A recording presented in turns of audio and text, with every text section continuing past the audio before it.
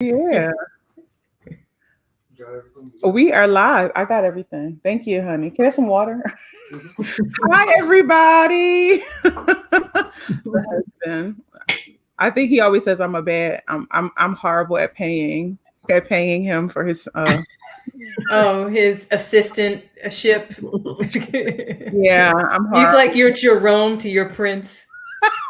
Exactly. I'm just lower. Yeah, he said, "You're terrible. You don't pay on time. You're bossy. I'm like, You're not wrong." Hey, Sil. Hey, Sylvia. How are you? Sylvia. How do you know Sylvia? Sylvia and I went to performing arts high school in Philadelphia together. Oh. I see. So I've known her for, I think we were in the same, no, we weren't in the same class, but I think we were 2 years. I was 2 years behind her. So Oberlin and I didn't go to Oberlin. You went to Kappa. No, we went to Oberlin. Right. So okay. Yeah. Mm-hmm. Yeah. Hi, Martin. You are live. We are live. Yes. Yes, Martin. We are live, but live. Hi, Jared. Live in Philly. Yes, all day, baby. Philly. Hi, everybody. Sylvia, I'm older. Welcome to another Thursday of Kiki Combos. I surprised y'all on Tuesday because I went live with some of my friends who I'm doing a special project with. We made a film of a one-woman tour de force opera called Driving While Black, written by Susan Kander and Roberta Gumbel, who was the librettist and premiered the piece. Well, the wonderful couple Dubois and Camry Akeem decided we were going to go live because the week has been crazy with the murder of a young man in Minneapolis and the trial happening now, and everybody just had a week that was, I think you can't even describe this week. And so we decided to go live on Tuesday night and just have a conversation. And everyone was like, did I miss something? Oh my God, did I miss anything? So you didn't miss anything. We're here. You just switched it up. You switched it up a little bit. Had to. Yes, because sometimes, your friends will call you and say, let's go live. You want to go live? And I'm like, sure, why not? Why not? Hey, Emerson. Well, I am so happy and so honored to have these women, these powerhouse women on Combos. I have been a fan for many, many years, and what an honor to have you both. Thank you so much for coming on to Kiki Combos. Y'all part of the Combos crew now, so. Right. Oh shoot, where's my t-shirt? I know. Listen, I think as we're going into our next year, I got to get my merch together. You got to get the merch. Get the merch. We got to get the merch. We ain't got no merch. This is true. Yeah. What? Oh my God. We got some pens. We got some pens. We got t-shirts sometimes, but yeah, exactly. Inventory is low. Y'all busy creating the art, so That's right. That's right. Absolutely. I want to introduce two of the original members of the world-renowned IMANI Winds, a wind quintet based out of New York City. Yes, Miss Monica Ellis, Bassoon, and Miss Toyin. Oh my gosh. Toyin Diaz, Spellman Diaz. Yes, oboist. And I'll just introduce Monica first. Monica is the bassoonist, the founding member of the Grammy-nominated wind quintet IMANI Winds, who in their 24th season continues to make groundbreaking art while maintaining a vigorous international touring schedule. Monica's strong work ethic was instilled early on from her mother and father, the late jazz saxophonist Clarence Oden, as the administrative director and tour manager for IMANI Winds, yes ma'am, and co-artistic director for the IMANI Winds Chamber Music Festival. Y'all have a festival? Ooh. We'll talk about that. Yes. Okay. Yes, she has a fulfilling leadership role within the group. A self-proclaimed band kid. I think we have a couple of those in the group. Growing up in her beloved city of Pittsburgh, Pennsylvania, Monica played clarinet, saxophone, and piano. After being introduced to the bassoon in middle school, she realized its potential and beauty by studying with Mark Pankarev at the Pittsburgh Symphony. Monica went to receive her Bachelor of Music degree from Oberlin Conservatory. And while in Oberlin, her desire to connect with others flourished through her participation in the Panama Project, a month-long camp for young Panamanian students. She received her Master's of Music degree from the Juilliard School and Professional Studies certificate from Manhattan School of Music and Orchestral Performances. Listen, I'm going to let you talk more about yourself, and I'm going to go on to Toyin. Miss Toyin, honey. Please. Yes, I know. It's hard to sit and listen to yourself, right, when people talk about you. Yes. Oboe was Toyin Spellman Diaz, grew up surrounded by her parents' enormous record collection in Washington, D.C. It was there she absorbed the many layers of classical music's beauty and the inspiring and uniting potential of the world's diverse cultural landscape. Miss Spellman Diaz earned her Bachelor of Music degree from the Oberlin Conservatory of Music and her Master's in Professional Studies degree at Manhattan School of Music. Her orchestral career includes performances with the New York Film, Chicago Symphony, Chicago Civic Orchestra, Orchestra of St. Luke's, and Orpheus. I just sang with them, Orpheus Chamber Orchestra. Hailed by the Washington Post for her smooth and controlled tone and excellent technique. Toyin has performed concertos with the Chicago Symphony Orchestra, Manhattan Virtuosi, and with the Kennedy Center Youth Orchestra. Listen, one of the original members, of course, of IMANI Winds. Listen, these women are amazing, and I can't wait for us to get into the things. But welcome to Combos. Thank you. You're very, very, very welcome. So, yes, tell us a little bit about how you came together and how you formed IMANI Winds. Well, I'll dive into that one. 24 years. It is kind of crazy to think about that. But 1997 was when we formed, and our founding flutist, Valerie Coleman, was the one who had the initial idea. Mm-hmm. And Valerie left about 4 years ago now. And but she has, I was going to say gone on to do great things, but she always did great things. I mean, from day one, she did great things. She envisioned us having the success that we have now, and then some back then. So she was always this visionary person, uber creative, it fueled us on many, many levels, artistically and business mindedly as well, I have to say. So she came up with the idea to bring together the instruments that are specific to the wind quintet: flute, oboe, clarinet, bassoon, and French horn. And these persons would be of color. Her good friend, Miriam Adam, who was our original clarinetist, she and her met at Aspen the summer prior in 1997. And so she says to Miriam, who was also in New York, coming to New York, she says, Miriam, I want to start a wind quintet. But it's got to be all Black and brown people. And she's like, okay, I'm down. I'm in it. What's next? She said, well, we just got to find an oboe player, a bassoon player, and a French horn player. Of course, right. All over, right? So it was from that point, it was kind of like, let's do some research. And she contacted a mutual friend of Toyin and I, and who of Toyin's really, but she did know me as well. And Valerie found Toyin that way. Toyin and I were at Oberlin together. I had recently reconnected in New York because I did my master's at Juilliard. She did hers at Manhattan School, but we both did a third year postgraduate at Manhattan School. And so we had kind of reconnected then. And Toyin said, well, you might as well call Monica Ellis. And then Jeff kind of came on. He was recommended. So that was, just the initial spark. And I would like to say that there was all kinds of fireworks that went off on those first couple of rehearsals, but maybe not so much.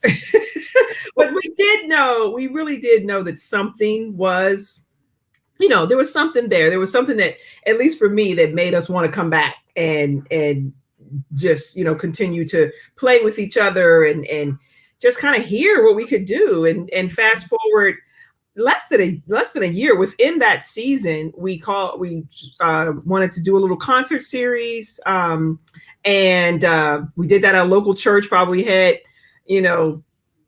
10 people in the audience, and half of them were our family. But then, yeah, things just began to kind of grow in the following years until about 2001, which is when we started to really take competitions and get serious about things. And that one of those competitions was for Concert Artists Guild, and we won that. And that led to the management that we were kind of just talking about.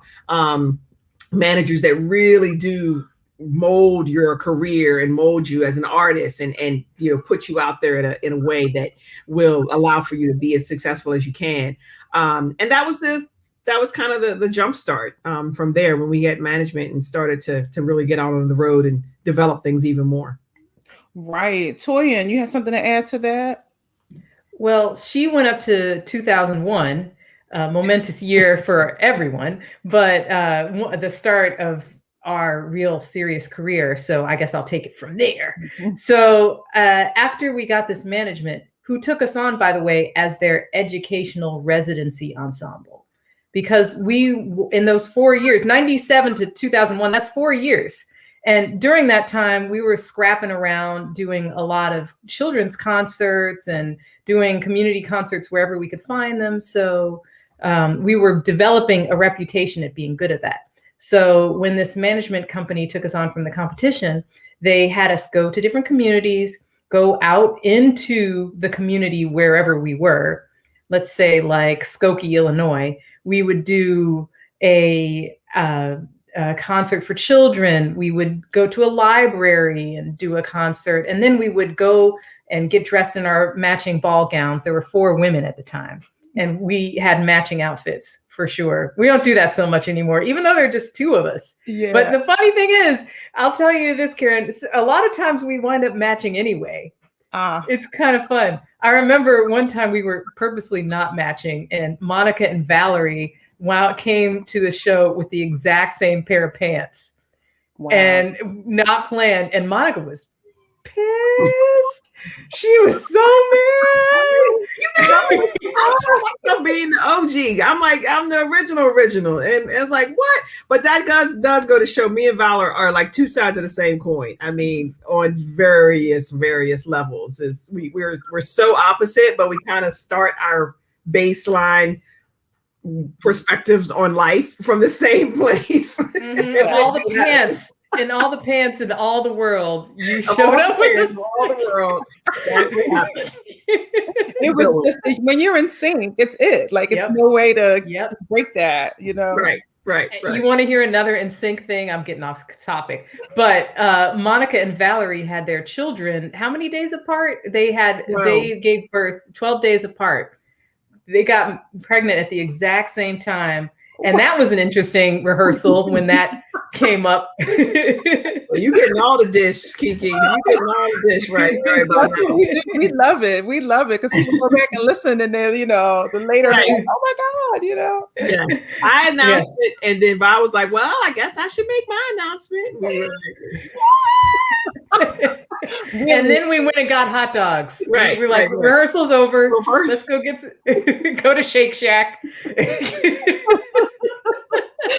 Then it was worth it there, right? True story. Yes, very much so. So anyway, we got taken on as their educational residency ensemble. And then Concert Artists Guild is kind of known as emerging artist management. And so then we graduated to full commercial management from there, and had another agent who was really helpful in shaping how we were deciding how to roll out our career and figuring out repertoire. He helped us start some commissions. He would find money for us, and he was just a wonderful, wonderful person for us at that time. So we stayed with him for 10 years, and we started touring. We got our Grammy nomination. We got a record deal, a 6-record deal, or something like that. We just kept making them with the same CD company. And so we were just like churning it out. So we turned 10, right, Karen? And when we turned 10, we said, let's double down on the commissioning of people of color.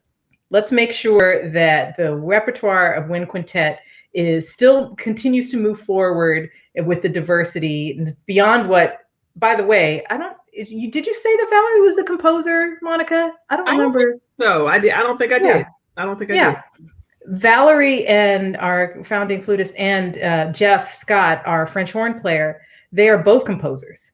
And so they wrote for us all throughout these years, whatever we needed. When we were doing children's concerts, they arranged children's songs for us. When we were doing a project about Josephine Baker, they would arrange Josephine Baker's songs for us and compose new things that kind of encompass different parts of her life.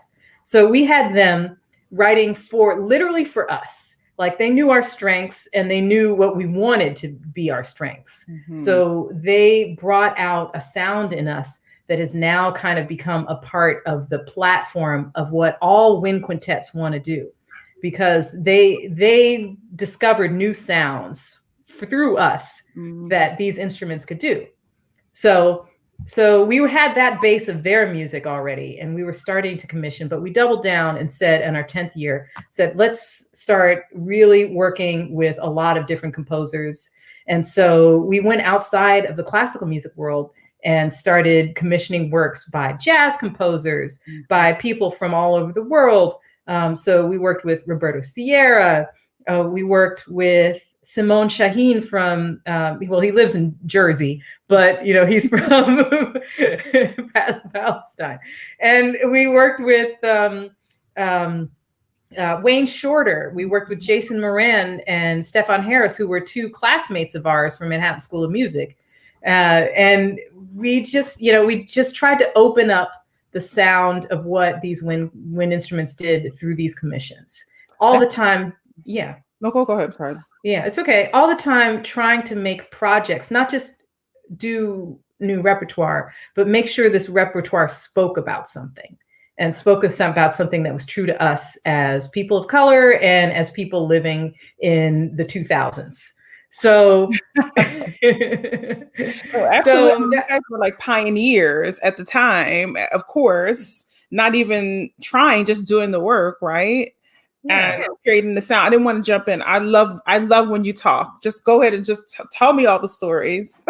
I got all the stories. Many stories. I think what you just said though, not really thinking about it, just doing the work. That really kind of encapsulizes me. If that's a word. Let's go with it. It's that fits me to a T, because I've been over these last several months when we've not been performing and been doing a lot of talking. I've thought about that more and more, that I personally kind of wasn't thinking as much about the impact that we were having along the way. I mean, I'm not oblivious to it. I certainly know that people enjoy our music, are affected by our music. Students come up to us that might have saw us when they were in the 3rd grade. Now they're graduating seniors and they're going into music, and they have that they have that relationship with us. But it really hit home for me again when I've had this time to think about that while you're doing your work, while you're just at it, pounding it out, you just have no idea how much impact you could be having on someone else and the entire genre, your whole platform, but at the same time, don't think about that. That's what I've come to the conclusion of. Once you when you do stop to think about it, just make it a quick thought. Keep going. Get back to work. Yes. Get back to work. Yeah, it'll slow you down, right? If you start to think about either everything you've done or all you have to do that's on your plate, or the fact that you may be the only representation, the only person, right, doing the thing. And so you feel the pressure and the burden of being exceptional in so many ways, but you have to just keep grinding it out, right? Mm-hmm, mm-hmm. That's right. I remember reading or hearing people who were heroes. I've somebody who saved somebody from a train, about to hit them, or military heroes. And they talk a lot about how they didn't even think about what they were going to do. They just did it just to go along with what you're saying. And I think that's just the way making great things happen. You just can't think about it. You just have to do what feels like the right thing to do in that moment. And then afterwards you can be like, oh my gosh, what did I just do? Yeah, when you said something that was really interesting, because I have some friends who are WinSync. I don't know if you guys know that group. Yeah. Of course. I love them, and when they used to come to Lexington, Kentucky every year to play with the Lexington Chamber ensemble. Nathan Cole. Sorry, Nathan, I probably butchered the Chamber Music Foundation, but anyway, I've sung with them. I've been on the board with them, been on their board or whatever, and I love WinSync, and then it just made me think, like, I'm sure they were influenced by you incredible musicians, because when you think about wind instruments, of course, when I teach voice, and I taught one of their members I think there were a couple of voice lessons, because I'm like, I'm a wind instrument too as a singer, like, so I cannot make a sound unless I breathe and support my instrument. And I always say, yes, we always think like cellos when we release the air. We always think of string, string instruments are how you bow. But when you're thinking about your instrument, you are a wind instrument and not a string instrument. And I when I walk out, I do quite a bit of solo orchestral things, and you walk out and you just don't see many people who look like you, particularly Black women. In any parts of the orchestra. And so I want to speak to, I would like each of you to speak to your experience, how you came to your particular instruments, and also what that means as a Black female classical musician, what that means for you. Well, I came to the bassoon through a whole myriad of amazing teachers and family. Like you said in my, couple of lines of the bio, I'm this self-proclaimed band kid. So music was always there. My father was a musician. So it was just there. I think I was, there was really no other path for me to take. And that in and of itself, I think shaped my approach much later. Did I know it was shaping my approach? No, not in the least bit. But it did shape the approach, meaning that I know who I am. I know my identity. I know I'm a Black woman, but it wasn't something that was like this huge spotlight shined on me growing up, even throughout even throughout college, when I was now in a predominantly white institution, which was not the case in high school. But we'll get to that in a second. Pittsburgh public schools, great teachers, great band teachers. That 8th grade band teachers who said, why don't you give this instrument a try? It was the bassoon. And that led to me studying eventually with one of Mark Pransrev, with one of the players of the Pittsburgh Symphony, and then he guided me to prepare for conservatory auditions. And I was just home in Pittsburgh. I've been spending a lot of time with my mom, who's recently moved, and so we're. I came across these pictures, and I came across a picture of the Pittsburgh Youth Orchestra, all 100 kids on one of the platforms of Heinz Hall, where the Pittsburgh Symphony plays. And I was one of two. And I had this hairstyle, like, 80s hairstyle of, it was super, like, just sticking way. Who's the best? I'll think of somebody. Toyin will help me think of somebody. It was not a leisure curl. No, the leisure curl came a few years later. Yeah, no, it was it was just straight, like I put like Don King, like okay, electric, shock.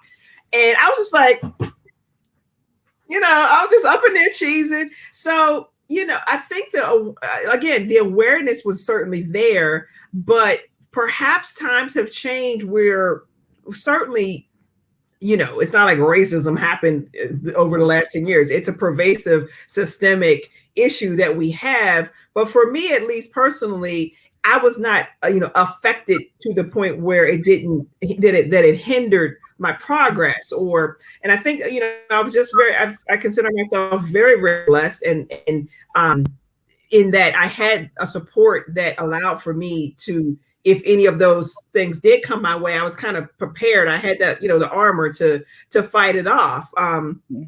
But yeah, I was doing the work really from day one. I wasn't really letting anything kind of come at me.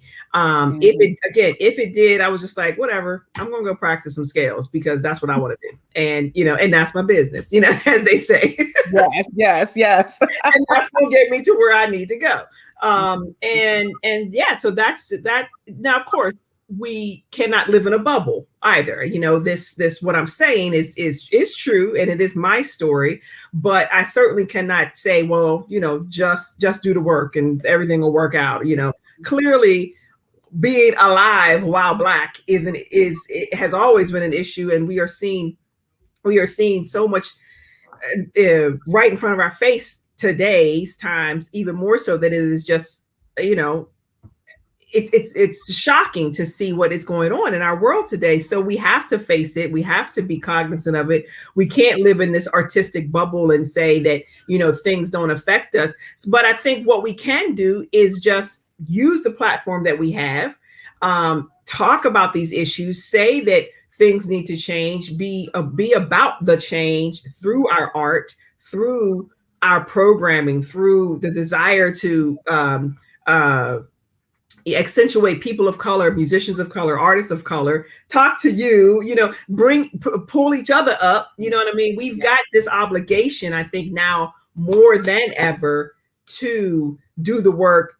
Yes, but be cognizant of our place in the world and make sure that we are representing ourselves and our people in the best way we can. Absolutely. Beautiful, Monica. Thank you for that. Thank you so much. We oftentimes get tied into the oppression. Like we're so comfortable in that being like, oh, it's so hard. And, and it is hard. It is. I mean, I went to Curtis, although I didn't have a bad experience at Curtis, didn't have a difficult experience, but I know what it's like to be the only in a space and to have the microaggressions. And so sometimes we're so comfortable in those instances because we start to add them up and put them, at the top of the thing. And so we have to be aware and say, no, that's not always me. That's not always, my situation, but I'm not removed from it, but it's not a part of me. I have to say, I didn't start experiencing real like things until I got into my career. It was never early, it wasn't as much early, but it was heavy when I was into my career, and the stakes got higher and the jobs got more competitive. And it was like, anyway, but you can go ahead. And just one other quick thing before Toyin chimes in, yes, the Black joy is real. Black joy is real as the day is long. We are happy people. We are joyful people. We are excited. We love our families. We love our friends. And they are a wide spectrum. As I knock over the food I was eating earlier, of people, But so I just have to reemphasize what you just said, that we're dealing with such hate and downtrodden news stories that it's easy to kind of just wallow in that, but it has to be well known that we have so much joy to share, and that is equally a part of our experience as the things that have been thrown against us. Yes, absolutely. Always have to remind each other. Go on, Toyin. Well, I'm just thinking about the difference from me being 11 and my daughter, who is 11 now, and what she has to deal with. But when I was 11, I was deeply ensconced in the idea of color doesn't matter. That was kind of what we told ourselves back then. That, and not saying that I wasn't fully aware of who I was. I'm just thinking about my daughter and how she's, her husband, my husband is Cuban. And so she's African-American and Latina, and she is far, far more aware of the problems and the things that she is going to have to overcome in her life. And she's not a musician. She's kind of thinking about theater and that kind of world. And so So I'm making sure with her, just like my parents did for me, that she has Black teachers who take care of her and show her the love and respect that only Black women can give to each other. So she's got that in her life, and it's really helping her to deal with the things that she's experienced racism far more than I did in my programs. But, my parents put me in things where I was not the only one when I was young. So I went to this Black ballet school when I was 11 for 3 weeks. I was terrible. That was a terrible dancer. But they found it for me, and I quit after 3 weeks. Monica could tell you my dancing isn't the best. It's okay. But and then I was part of this program in DC called the DC Youth Orchestra. And DC Youth Orchestra was 70% Black. I will try anything, but that's another story. So, and then I had a Black flute teacher. I played flute before I played oboe. And I had 2 Black flute teachers, actually. And one was an African-American man who was the first Black man to play in the Metropolitan Opera Orchestra. He was a French horn player, actually, and he was, an incredible horn player, and had such horrible racist things happen to him at the Met that he quit the horn and moved to DC and started playing flute and called himself Brother Ah. And Brother Ah was my first flute teacher. Amazing man, an icon of DC. But anyway, wow, we gotta speak his name, Brother Ah. We gotta check him out. His name was Robert Northern. He died maybe 3 years ago, but amazing gentleman. So, and then I was at the DC Youth Orchestra playing flute, right? And there were 10 million flute players and almost no oboe players. And so I said, I used that Black magic and realized that if I switched to oboe, I would be one of the few. And so I switched over to oboe, and I loved it right away. And so, that's in my life. I say this regularly too. I'm going to be real. This is Kiki. So, you can do that. So, I'm pretty light skinned, and I have my straightened hair, and so I am also a very bubbly, happy, smiley person. So I kind of fit in better than other people who are not light skinned and do not have straight hair and who are not bubbly. And, I come from a fairly well-to-do family. So, I speak a certain way. This is the way I've spoken my whole life. I don't code switch. This is me. So, so I've had far fewer problems than others did. Probably if I had not had one of those things, my parents setting me up with Black teachers, if I didn't feel at home in the classical music world, if classical music wasn't in my house all the time, I probably wouldn't have made it, honestly. I know, and I know lots of people who are not making it through, we all do, not just Black people, but especially Black men and women who do not make it through the conservatories because they do not feel like they belong there. Right. So I was lucky enough that I always felt at home at these institutions. I'm so happy that you said that. And we don't have to stay on this because I do want to talk about entrepreneurship as an artist, being a boss, being responsible for your own careers. Because so many of us need to hear what you guys have to say in your experience. But I'm glad you spoke about that because there's one that y'all getting love in the chat here. But I'm glad you spoke about that and the idea of surviving in the conservatory, situation, because everyone says, oh, well, where are the Black classical artists? I'm like, they go to conservatories.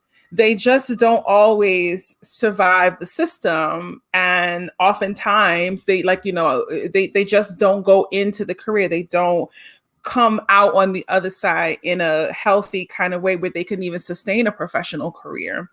And, and so in this time that we are basically turning the industry inside out, as so we hope we are, and schools are coming to reckoning, Curtis and Juilliard and IU, Manhattan, all of the big institutions who should be leading the way in this change, and I charge them every time I go talk to Curtis, people at Curtis, I'm like, yeah, y'all need to do better, but this idea that how can we change the conservatory system and make it not just equitable but safer for people so that you can at least come out and survive in some way with your spirit, your mental and your emotional.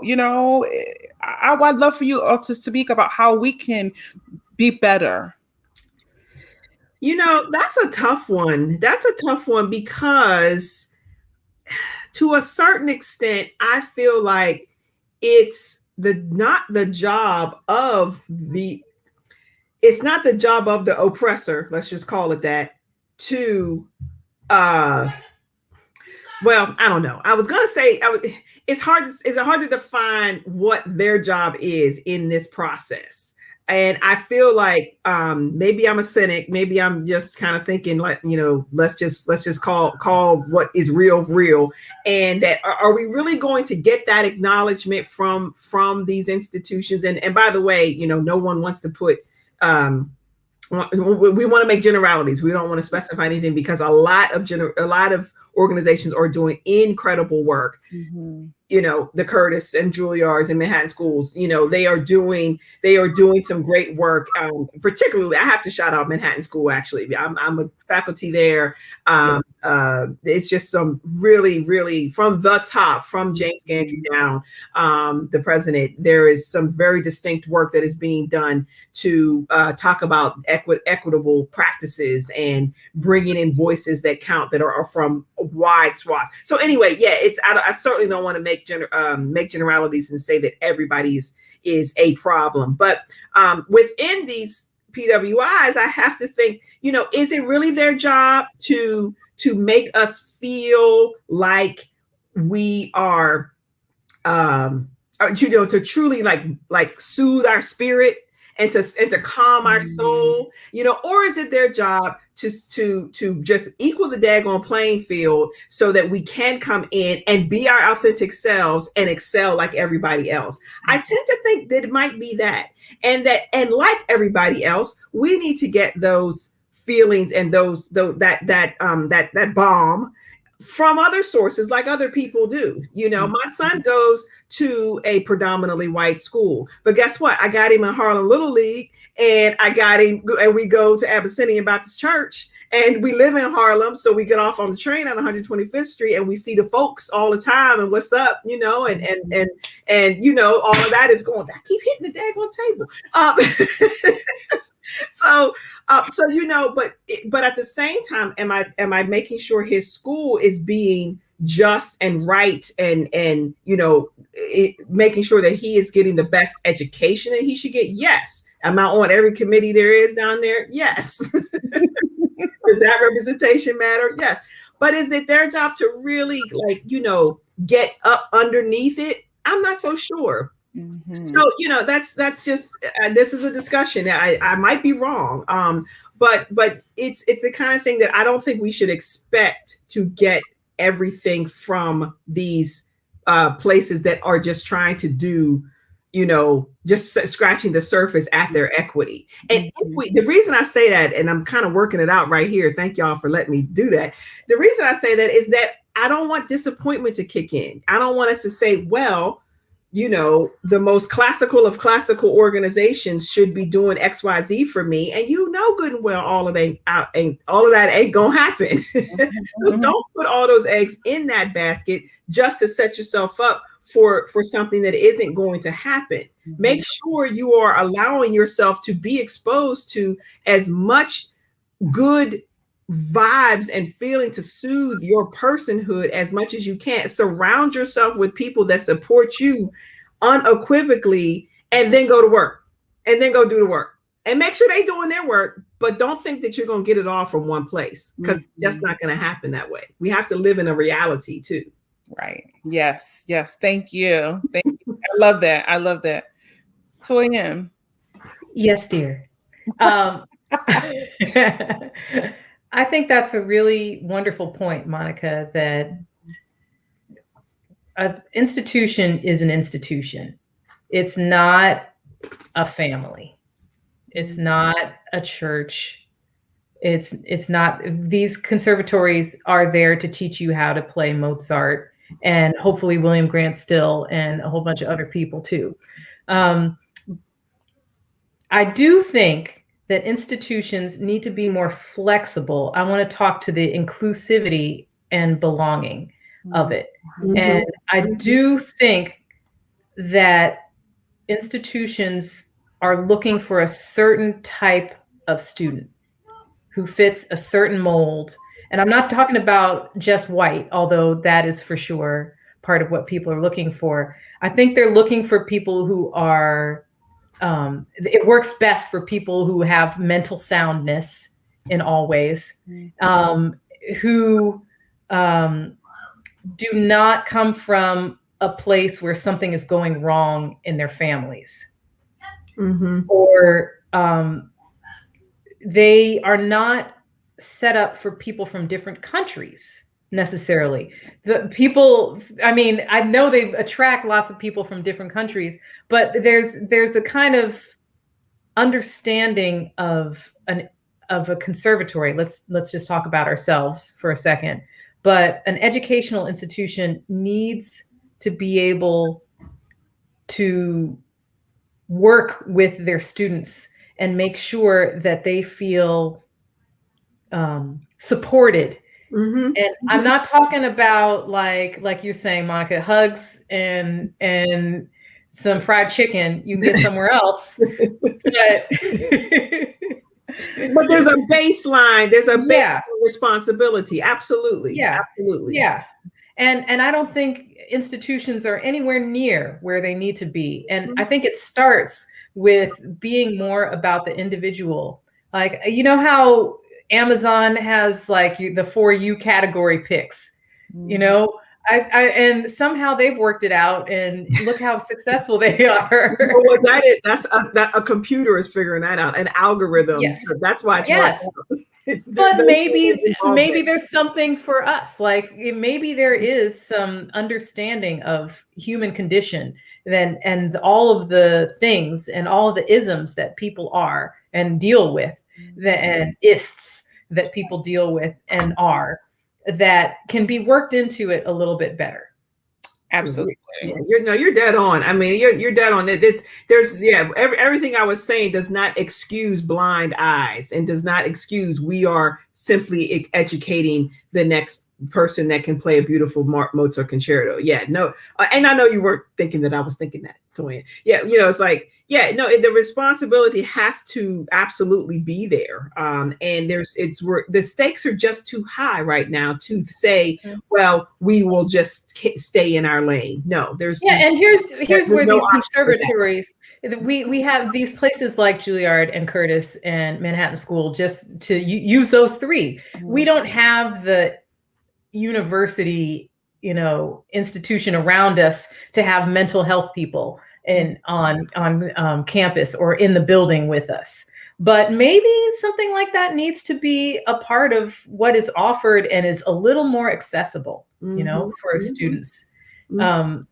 So just thinking about that. Yeah, I agree. I agree. And every time, like, you know, in this moment when we've all been called to the table to say, please help us through panels, through, you know, discussions, doors that may not have been open are open now because they understand that, you know, many of us have just been doing this, maybe not talking about the EDI, DEI, stuff, but just representing, being in the space and, being in these spaces. But again, when they ask us, like, we need to be able to be like, okay, y'all need a mental health specialist of some sort on your staff, So like, I love when I have this show, because we can work through things and people get to hear these conversations and they go, I never thought about that. And then something happens, like action happens. And then it's not always on the onus of us to come together and to fix all the problems. Right. Alexander technique is not going to fix everything. It sure ain't. So it don't even fix technique, honey. No, exactly. Be calm and straighten your shoulders. No, That's not how it works. That's not when I'm ready for battle. That's not how it works. Okay, so now that we got over the heavy stuff, I want to talk about entrepreneurship, because I did a talk with Babson College about the artist and entrepreneur. I was like, I didn't even think of myself like that. Literally, this year has completely blown my mind. It's completely blown my mind.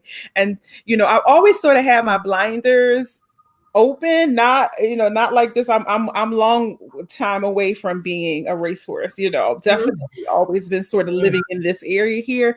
But when someone at a business school said, yeah, you are an entrepreneur, and I'm like, wait a minute, I'm 1099 person, but I make my money just this one way, and the idea of multiple streams of income, as a performer, the idea of creating your own projects, commissioning things is so new to many singers, because we're not trained like that. So please share with us and help some of us who are going in to this new world, and who have now platforms where we can make things happen for ourselves as artists. Right. Well, maybe I'll start this one off.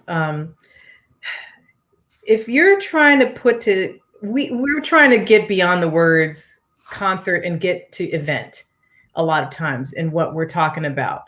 So when I've been saying this a lot, a concert is something where you go and you sit in your chair and you clap and you leave, But an event is somewhere where something happens and hopefully you and the artist will be changed.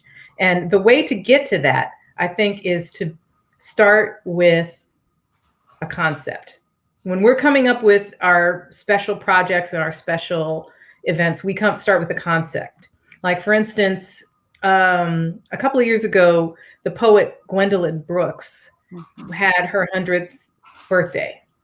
And so we were asked by the University of Chicago what kind of programs we wanted to put on. And we said, we want to do a concert honoring the life and legacy of Gwendolyn Brooks. And so they partnered with us and helped us commission 3 new works for this one concert, from Valerie, from Courtney Bryan, and from a woman who just won, is it Guggenheim or she won a Guggenheim? Yeah, Kirika Okoye. Who's she wrote some good opera stuff, didn't she? Yes, that was fantastic. Another Oberlin grad, right, Sylvia? All right, so yes. So we did that, and on the stage, or on the screen behind us, at one point, we had Gwendolyn Brooks reading one of her most iconic pieces, one of her most iconic poems. And it was just an incredible moment. So we did that. That was one project we did that was honoring a person, right? So another thing that we've done is a theme or an idea. So our French horn player, who's also a composer, Jeff Scott, he wrote a concert-length piece about the poetry poetry that is based on the idea of the mixture of Johann Sebastian Bach with John Coltrane. Mm-hmm. And based on some poetry, especially this one poem called Dear John, it was like John Bach and John Coltrane. I thought that was pretty cool. Very, very. Yeah. So he mixed the Goldberg variations and Love Supreme and put those two pieces together in all sorts of combinations with us plus a jazz trio and a string quartet and the person who wrote the poems. And the person who wrote the poems is A.B. Spellman, my father. Oh. So yeah, it was a personal thing based on our own lives, and the expression of our family through music. And it was a concert length thing. That's one of our most successful special projects. We've been touring that now for maybe 6 years. So anyway, I'm saying this to singers or to people out there who are trying to put together a special concert or an event. If you start with something personal, if you start with a story, if you start with somebody who inspires you, a person, place, or thing, like charades. If you start with something like that, you can build something really special. So that's what I would say. And think always when we're doing this stuff, I like to think of the audience too. Like it's not just us doing something for ourselves, but it's something we're doing or giving to the audience, and hopefully the audience can feel like they're a part of it. So absolutely, I never program with just what I love to sing or what I sing best. I program thinking, do I want to sit in the audience for 90 minutes and hear this girl sing this?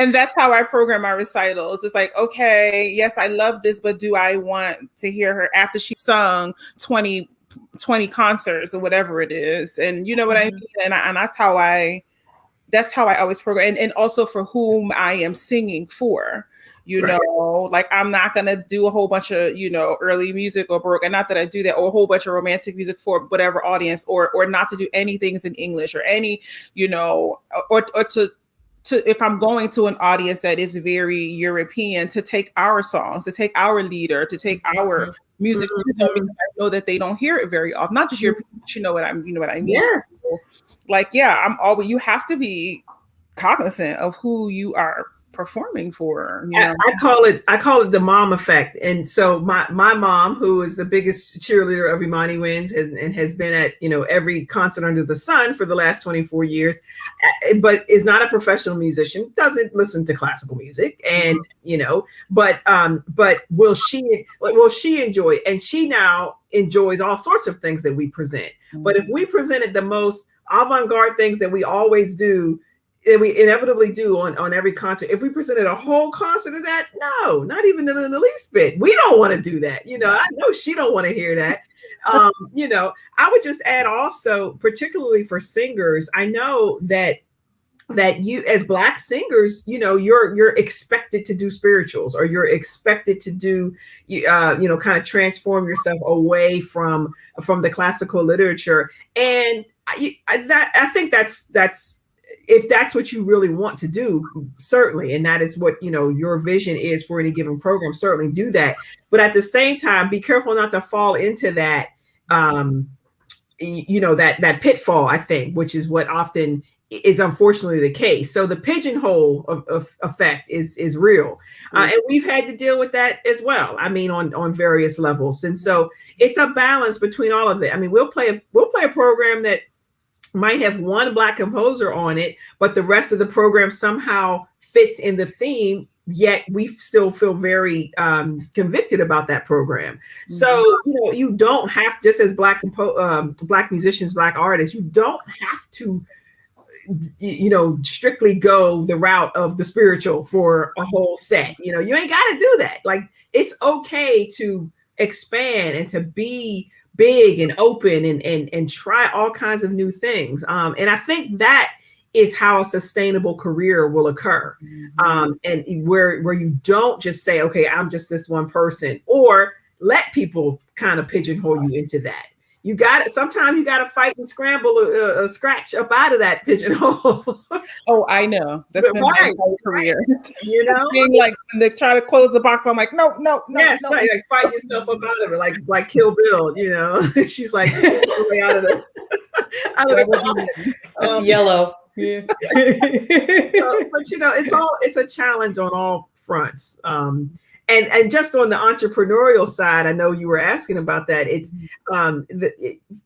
look, you know, we're a wind quintet. So at the end of the day, people are risky they feel risky for hiring us to begin with because they just like, now we're at a certain place. But for a long time, it was just kind of like, I'm not so sure. Or they'll be the other and not even black, like literally not the black. Yeah. Did I just, you know? Oh no! Can you still hear me? I'm here. Yes, you're back. You're back. Okay, close for a second.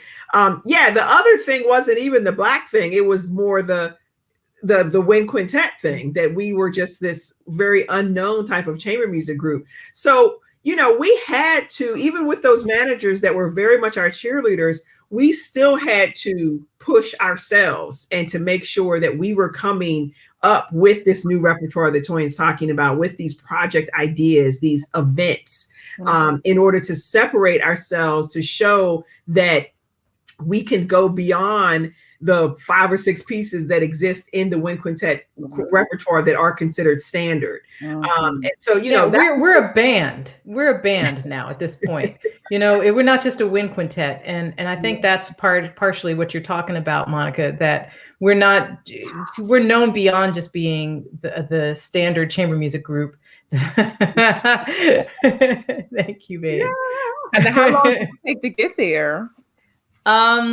Well, how long did it take to get there? I'll tell you, we have to, and we still do this. One of our greatest supporters was a Philadelphia man named Richard Green. He was an incredible African-American man who worked at Temple University for many, many years. And so he was on the board of the Philly Orchestra or Philadelphia Chamber Music Society and many other organizations. And so he was kind of our advisor early on when we were starting. And he said, don't you ever stop playing the standard repertoire. Because we were building these programs that sometimes had nothing to do with the standard wind quintet standard repertoire. And he said, you are going to always have to prove that you can play this stuff. It's just the way it is. I mean, now at this point, you know, 24 years in, it's fine. And I wish there was a moment where I could say, now people believe in us. Right. But somewhere in the 10-year range, we were who we were. And then it was okay for us to do it, but we still do it. And not only that, people still request it of us. We have to make sure, even though people know us, not everybody knows us. So if we're going to a venue, the people who are booking us, the presenters, want to know that their audience is going to feel comfortable. And in order for them to feel comfortable, we have to put the standard repertoire onto our programs, or so they say. And we still want to do that. We're not just, you know, we're not gnashing our teeth, ganashing, as we used to say, you know, but in getting through, you know, a Mozart piano quintet, you know. Alexa Smith, yes. Thank you. Who's doing the work right there? Yes, man.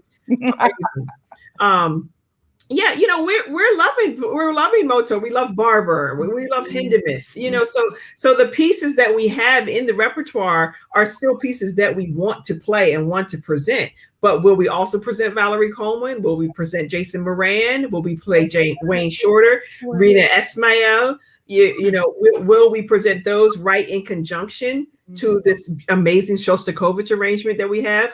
Yes, we do all the things. You know, stop. Yes, that's what I'm talking about. Yes. And man, we're just talking and talking. But you said we have a festival. We do have a festival. Our festival is 10 years old. It's a summer event that Mana School of Music is a huge supporter of ours. So we're they host the festival for us, 11-day festival that is about entrepreneurship, about chamber music, artistic excellence. So it takes place in the summertime. We did a virtual version last summer. We're going to do another virtual version this summer in August. Stay tuned. IMANIWindsFestival.com. Let us know. Let us know. Promote it. Yeah. So, there's the teaching aspect. There's the presenting aspect. We bring in artists to be a part of the series that we have in conjunction with the festival. There's the convo aspect. Lots of convos, seminars. You have to, yeah. So that, we do want to bring entrepreneur. We want to make sure people are recognizing that you can have your own. You can create your own career. You can really mold. The 1099 life is not so bad. Let's get some W-2s in there, but balance it out. Right. But yes. We can do both. We can have both. It don't have to be all W-2s to be successful. Not in the least bit. Absolutely. And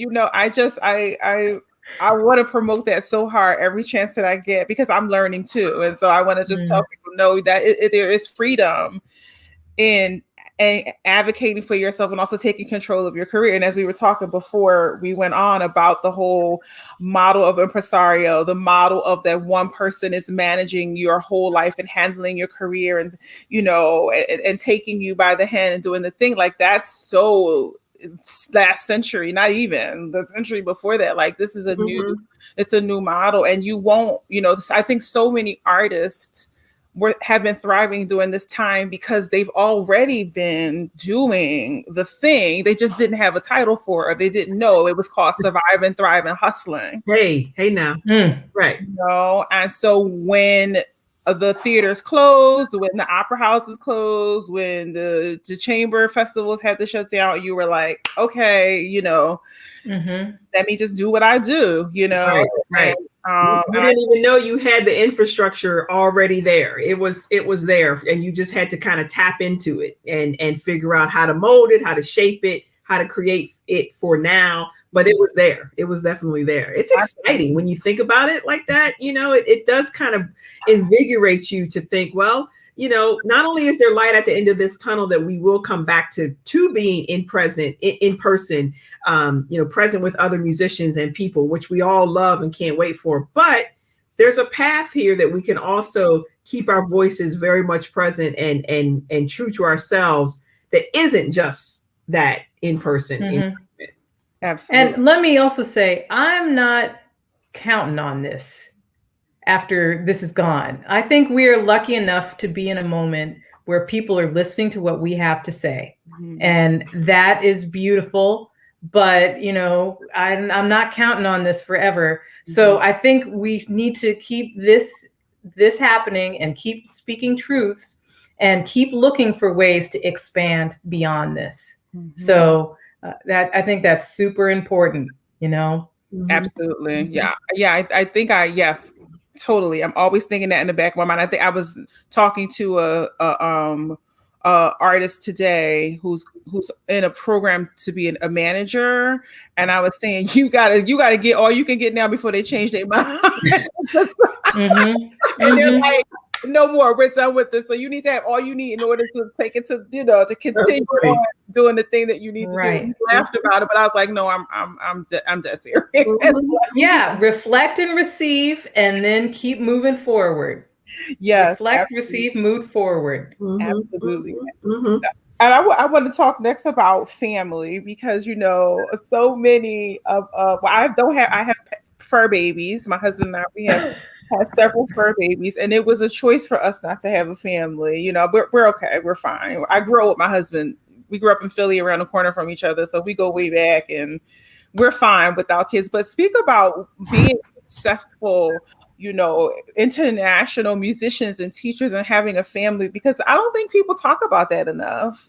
Everyone's like, oh, I'm just this elusive kind of, I do the thing. You were speaking the other thing, and then Yeah, you were talking. You just needed to talk to us because we talk about that nonsense. Yeah, I mean, it's a balance. It's a challenge. Fortunately, Monica and I and the other members of our ensemble too, who have children, we have a really strong support base. My mother-in-law lived with us for 10 years and helped a lot with my daughter, the rearing of my daughter. And Monica has her sister who lives a block away, and with her two sons. And so when Monica goes out of town, her sister helps. Her mother comes into town and helps with the care of her son. And sorry to speak for you, but yeah, we just have this kind of help. But it is a sacrifice. It is a sacrifice to be away from kids. And some of us handle it better than others.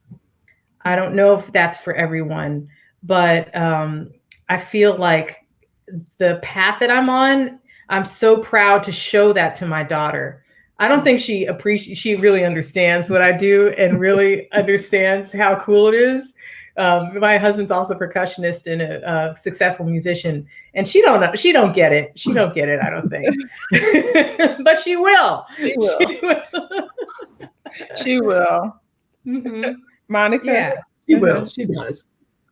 Well, yeah, no, Toyin was right, and I'm a single mom, but I definitely do have loads of support from my son's father, from the family members that Toyin mentioned, and so yes, absolutely. No, I mean, nobody, even if you're not a touring musician, you got to work, and no one is independently wealthy, at least in our circles, and so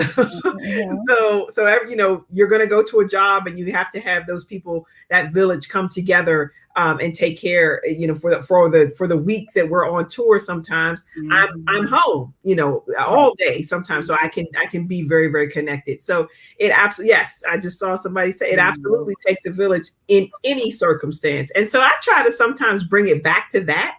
I think oftentimes we look at being a professional musician and think that that's so different than what other families might be going through raising children. I don't think it's that different. I mean, everyone is going to have whatever type of challenges that they have when it comes to figuring out how to negotiate your family. And so ours just happens to be this, and yes, it means we're physically not there for periods of time, a week, 10 days. But at the same time, we've also recognized that we don't go out for more than 2 weeks. We do not do, month-long tours, 2-month-long tours at all. So, our managers, our agents know that. That's very clear. Because of the families, because of the need to come back and be home, unless it's something, incredibly amazing. And like we went to New Zealand a few years back, and that was a 3.5-week tour. So, I love that country. Oh my God. It's tremendous. So yes, Toyin just mentioned it's different for singers, and that's true. That's true. I mean, you do kind of go someplace and kind of live for a long period of time. And so, I do think it boils down to support, recognizing that what you're doing is important. Whatever it is you're doing, you got to do it because it fuels you. It makes you more of the person that you are, and that absolutely will make your children or child a better person. There's just no way around it. Listen, the mom guilt is real on all kinds of fronts, man. It's just like, oh my God, it's terrible sometimes that you can't be there for every last thing. But to know that as long as there's that love that is there that you're giving personally, and there when you're not there, they're going to be fine. So, I encourage people to do whatever they want. If they want to have kids, go for it. If you don't, that's cool too. I really think that the mindset of not allowing like these preconceived notions to stop you from doing what you want to do, that's the way to go. Absolutely. I get asked by a lot of young singers, who not younger singers, but singers who are in the young artists about to launch, about to go to the career. I get asked by them all the time about my family, because everyone knows my husband, although he tries to stay. I always put him on social media. He's like, get me off of there, you know. So everyone knows, you know, and a lot of the singers know my father because he's very like involved in my life as a singer, not in my career, but you know, he loves being the father of an opera singer, and so he comes to things and he loves on all the singers, whatever. So he loves the whole lifestyle. Where I'm like in the corner, like I don't need everybody to know. You know, he's like my daughter's an opera singer, you know. Anyway, so people know my family, so they oftentimes ask me about, you know, being married, having children, you know, or not, you know, and like how to balance that. I'm like, yeah, you're gonna miss birthdays, you're gonna miss anniversaries, you're gonna miss births of your friends and babies and growing up, all that kind of stuff, but you're called to do something greater at the moment if you are blessed and lucky enough. And so you kind of got to just do what it is your calling is and know that it's not forever. It really is not forever. Yeah, and I think we as Black women, you know, Zora Neale Hurston said it, Black women are the mules of the world. And, you know, we think we're expected to give everything. And to tear out of that expectation is sometimes difficult, but it's also liberating on the other side too. It is liberating. Absolutely. And you know, it might not be it's not forever, but it might be for a long time, you know, and that's okay too. Like, just, you know, bring them along when they're 5, bring them along when they're 15, right. You know, and just say, listen, you and me, we're going to Paris because I'm playing and I'm going to take you out of school. You know, like think creatively and kind of look at it as just this beautiful opportunity to give your family a chance of, you know, this little insight into the world that we get, like you said, the rare opportunity to do and be. You know, my husband, he'll really come with me to he'll like, where are you going? Oh, I don't think I want to go there, but then it'll be somewhere fun or fancy. He's like, all right, I want to go. You know, right. Of course. Right. Yes. So talk about the album, your new album, right? And you have a new album. Yes, we do. Yes. I want to hear about that. Okay. We turned 20 a little while ago, right? Turned 20 4 years ago. And so we doubled down on the story aspect of what we're doing and really make sure that most of the new works we're commissioning speak to the times we're living in. And not just telling stories that speak to us, but who speak to now. And so on this album are some of our most strident social justice pieces. And so it's very repertoire driven, this album. So one of the new works that we commissioned, and all new works that we commissioned, the first one is called Bruits, Bruits, or bruit in French, which means the sound that blocked arteries make going, or blood makes going through blocked arteries.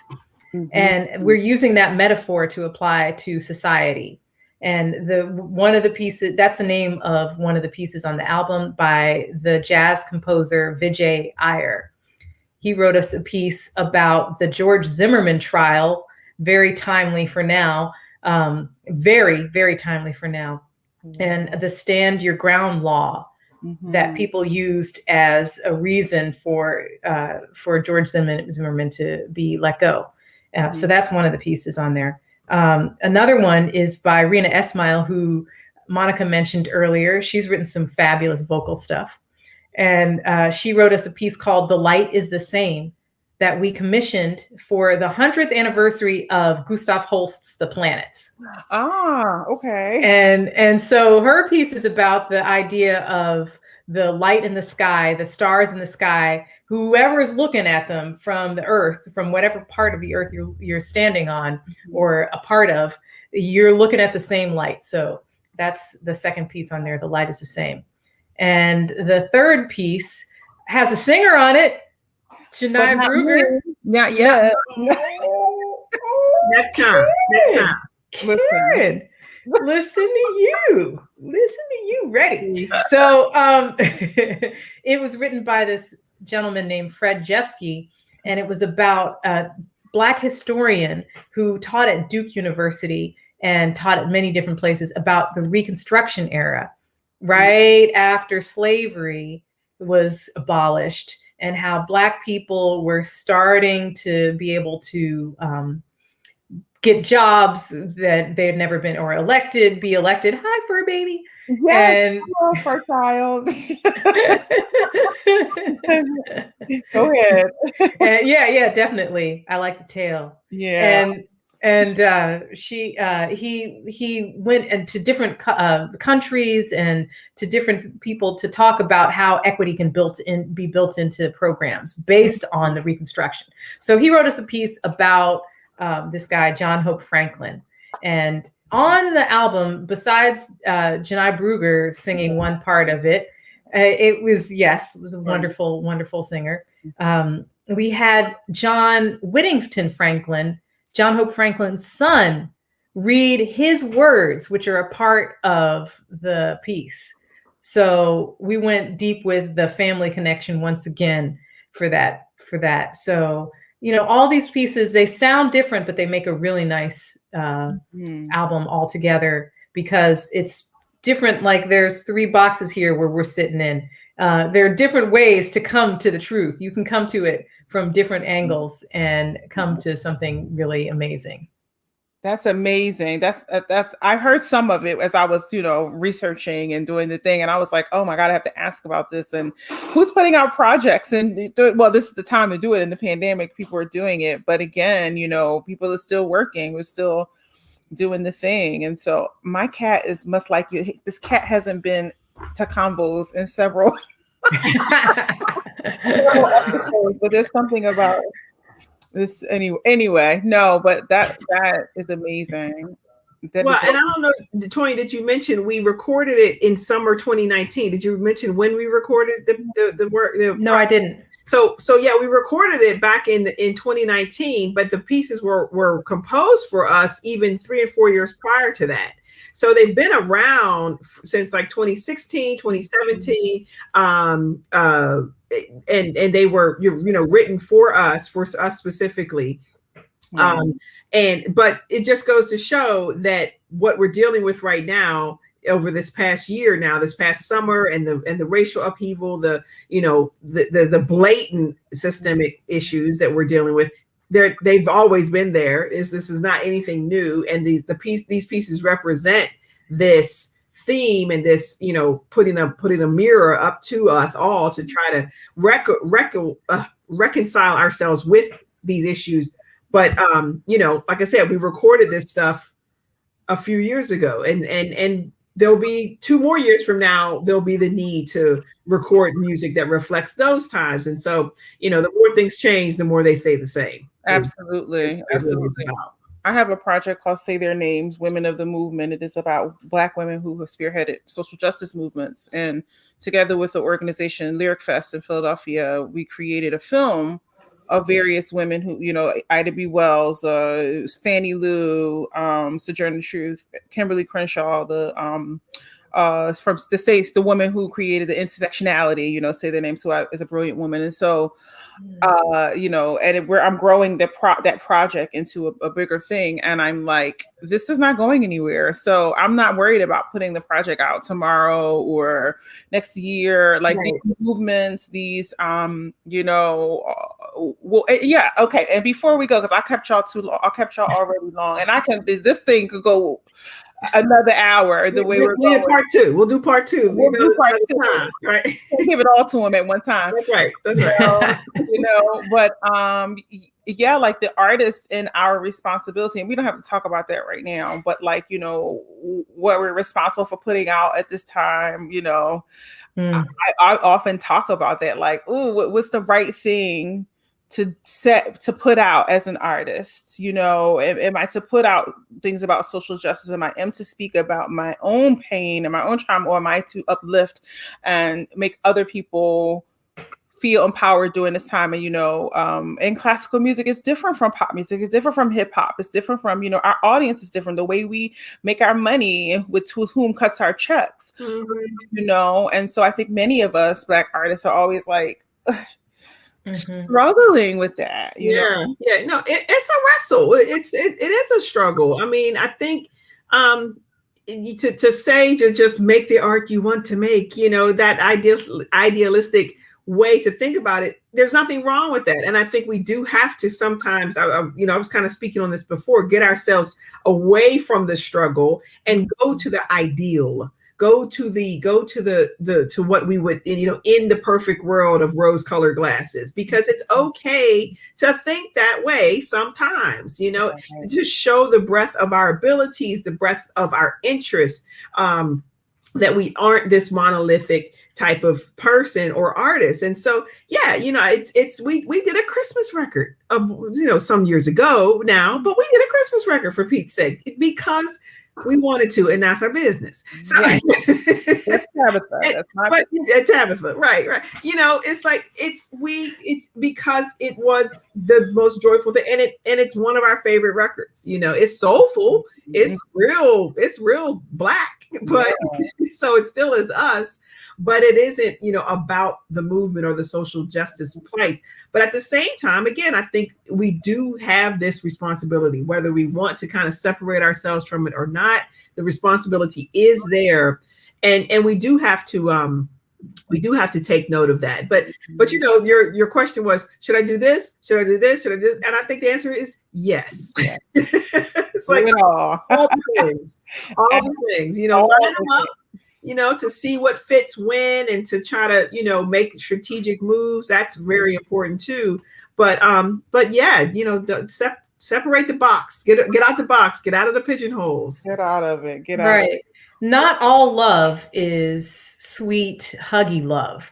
You can have angry love too, and bring that to your audiences. And that is okay. Like, that's the whole thing that, is, I don't want to get too deep into it right now, but people don't realize that speaking your truth and speaking of love means sometimes you have to protest some stuff. Mm-hmm. And that applies to us as well. It's all part of bringing our best to the community. Absolutely. Well, I'm not going to hold y'all any longer, because we'll do a part 2 and we'll talk about the Chamber Festival, and we're all able to go back and do. But thank you so much for your kindness, for your generosity, for your honesty, for your warmth, and just taking your time to come here and speak to us and speak to me. I'm like, ooh, I can't wait to get a project or something going, because I'm in your world now. So yeah, that's right. Welcome. Yes, I'm so excited. But thank you all. How do we get in touch with you guys, you ladies? It's easy. You can either email us at info@imaniwinds.com, or Toyin@imaniwinds.com, or Monica@imaniwinds.com. Yep. The website. That's our emails. The perfect place to go. And Facebook /Imani Winds. Absolutely. And I'll keep all my interviews up on YouTube, on my Facebook pages, on my new website that's launching really, really soon. I have a special thing for couples, so I keep it up, and so I'm sure people will come and want to connect with you all. But anyway, thank you. Don't go anywhere. Stay on real quick. Thank you all. Thank you. Yes, coming as usual. Next week, I'm going to be in Omaha, Nebraska, singing with the Omaha Symphony, my first live gig with orchestra in well over a year. So it's on our year anniversary. So we're gonna have to celebrate another day, our Convo's anniversary. And anyway, that's okay. God is good. He continues to just shine all the time. So I will see y'all all the following Thursday, but we might have we might drop a live and come on any day. So anyway, good night, everybody. Take care. All the love to you all. Yes. Bye.